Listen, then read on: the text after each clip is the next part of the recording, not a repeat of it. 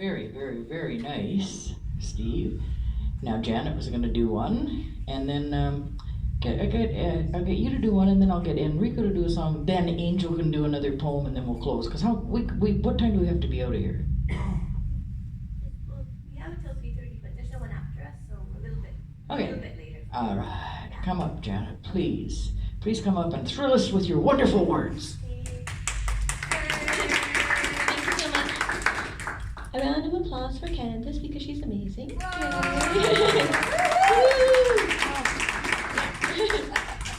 Okay, do I need my glasses on? Okay, this is for Candace, dedicated to Candace James. Yes. What is it? Have I heard it before? Yes, you have. Huh? Yes, you have. Oh, okay. You will know it.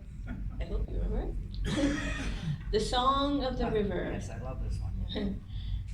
Through the great land which we call home flows pristine river of silver current and foam, emerald rainforest, loden jade, under majestic mountains of multiple shade.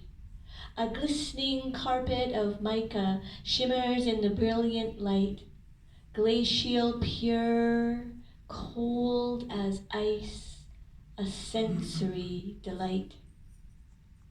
The rush of the hypnotic water lulls me into a dream where the dark river welcomes stream.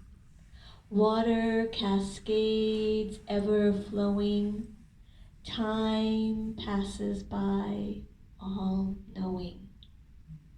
Hope floats on borrowed dreams, muddy river bellows whispered screams.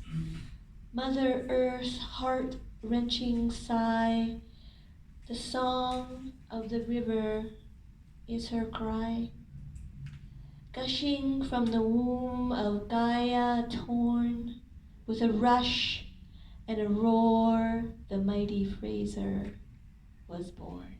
And it was. Yes, thank you.